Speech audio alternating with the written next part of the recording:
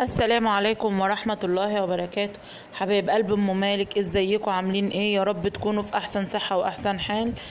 بداية كده طبعا الفيديو ده انا سجلت عليه صوت تاني. ده كان الفيديو بتاع زوري الاول مرة، فسجلت عليه الصوت لان بصراحة جاية مرهقة جدا من المشوار اللي هحكي لكم عليه النهاردة. مرهقة بطريقة ما يعلم بها الا ربنا، فما قدرتش ان انا اصور حتى واظهر لكم. يعني تعبت لما اروح البنك من الساعة 8:30 الصبح، ارجع بيتي الساعة 4. تعب بجد بجد عشان اعمل موضوع الحساب البنكي اللي كنت بعمله ده.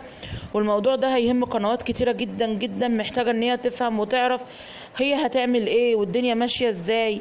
ويعني بصوا ان شاء الله هقول لكم على كل حاجة بالتفصيل. بس يا ريت تخشوا وتحطوا لي كده لايك للفيديو، وتحطوا لي اشتراك للقناه، وتفعلوا الجرس عشان يوصل لكم كل جديد ان شاء الله. بصوا يا بنات، انا طبعا زي اي يوتيوبر كده كنا طبعا القبض من انا ما قبضتش لسه، كان من جوجل ادسنس وكده. فطبعا من ويستر يونيون. طبعا مفيش ويستر يونيون خلاص في مصر، فطبعا اتلغى من مصر. كان لازم يكون في بديل تاني، اللي هو المبادرة اللي عاملاها بنك مصر، اسمها الشمول المالي. طيب الشمول المالي ده نظامه ايه؟ الشمول المالي ده نظامه ان انت بتروحي تفتحي حساب بنكي طبعا مجاني من سن 18 ل 35 سنة. بيفتح لك الحساب، بتحطي فيه مبلغ، اي مبلغ، بحيث بس ان انت يعني ايه تشغلي الحساب. تمام لحد كده تمام. ورحت بقى بناء على اللي انا قريته على النت من بنك مصر، وبناء على اللي انا سمعته، بصراحة قناة ربنا يبارك له، ربنا يبارك له يا رب، وقناته تكبر ويبقى من احسن القنوات. قناة رؤية للمعلوميات.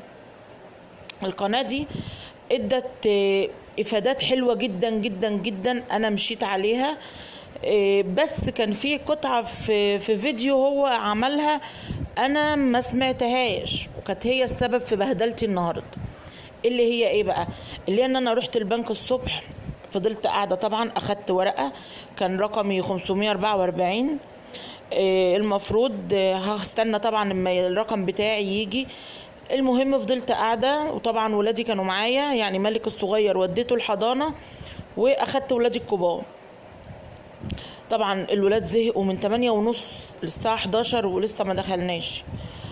المهم الحمد لله جه ميعادنا ودخلنا وكده. فلما دخلنا لقيت بقول لها انا عايزه اعمل الفيزا يعني، فبتقول لي هتستعمليها في ايه؟ فقلت لها هستعملها في قبض اليوتيوب. قالت لي، قامت واحده زميلتها قالت لها يعني دي عاوزه بالدولار. فبتقول لي، قلت لها اه ما هو القبض بيجي بالدولار. ما وضحوليش اي حاجه، ما وضحوليش. يعني بصوا النقطه اللي هقول لكم عليها دي لو كانوا وضحوها لي كانت فرقت معايا، كنتش اتبهدلت البهدله اللي اتبهدلتها النهارده.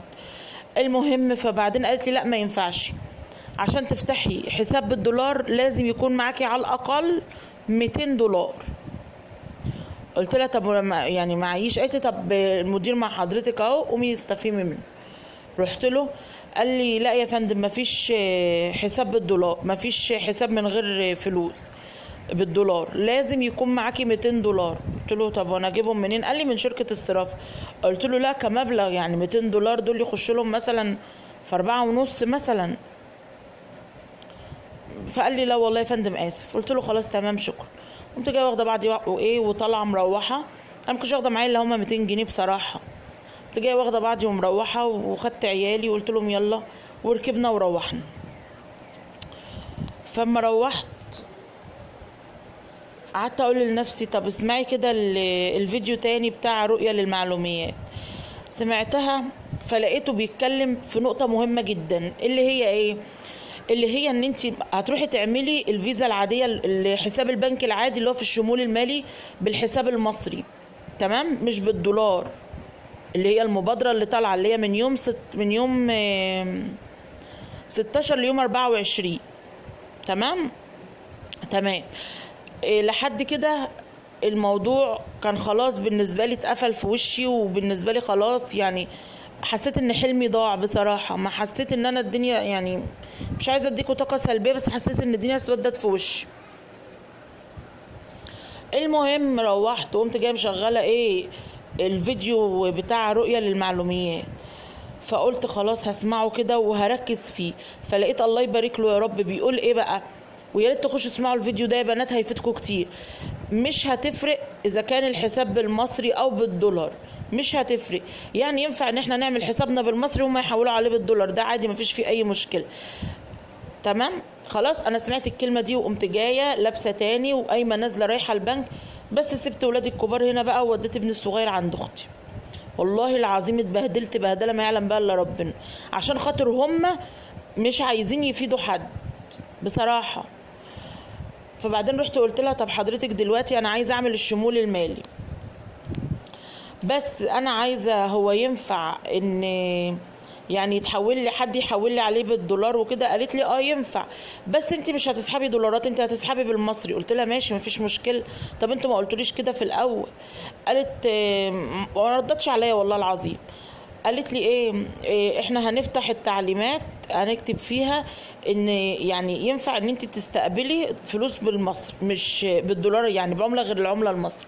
قلت لها خلاص تمام ماشي، يعني هينفع اليوتيوب لو هيبعت لي بالدولار؟ قالت لي ينفع بس انت مش هتسحبي الا بالمصري. قلت لها خلاص تمام، ما هو ده اللي انا عايزاه، يعني ماشي مش هسحب دولارات مش مشكله. بس وبعدين رحت بقى عملتهولي وفضلت قاعده، يعني رحت بقى المره التانية دي قطعت رقم تاني وفضلت قاعده نفس القعده تاني. يعني انا وصلت هناك الساعه 12 المره التانية، دخلت الساعه كانت 1:05، ففضلنا قاعدين بقى لان خلاص الساعه ما بتيجي 2 هما بيقفلوا الباب بس بيخلصوا العملاء اللي بيبقوا موجودين جوه.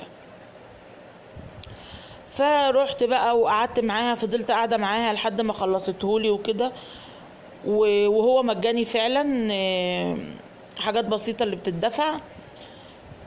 كمان عايزه اقول لكم عايزه اقول لكم كمان ان هتقول لكم بس حطوا اي مبلغ في الحساب بتاعك عشان خاطر يطلع لك بس رقم الحساب يعني يبقى رسمي يعني. وعملتهولي وخلاص عملت الفيزا، بس قالت لي هنروح كمان 10 ايام استلمها. فانا نفسي اعرف يعني هما اما بيبقى عندهم الحل ليه بيدوخوا الناس؟ يعني اليوم من اوله من 8:30 والله العظيم 3 ولا فطرت ولا شربت حتى بق ميه، يا دوبك جيت جبت عيالي وقمت جايه رايحه نازله تاني لما سمعت الفيديو. طب استفادوا ايه؟ بهدله وبعدين مشوار من عندي هنا لحد البنك. ايه الاستفاده اللي استفادوها؟ ليه؟ حرام كده. والحمد لله الحمد لله اجيت، والحمد لله الفيزا هروح استلمها كمان اسبوعين. ويا بنات الفيديو ده يا ريت كل اللي يسمعه يعمل لايك عشان كل اصحاب القنوات اللي ما عندهمش فكره عن موضوع الحساب ده، يا ريت يروحوا يعملوه. لان طبعا ويسترن يونيون مش هيعرفوا يقبضوا، لان هو ده كان وسيله القبض الوحيده لليوتيوبر اللي بيقبضوا منها. فلازم الحساب يتعمل عشان اليوتيوب هيحولك القبض بتاعك على حسابك. الحساب ده وهعيدها لكم تاني هو مجانا من اول 18 سنه لحد 35 سنه. تمام. هو مجاني، قلنا مجاني.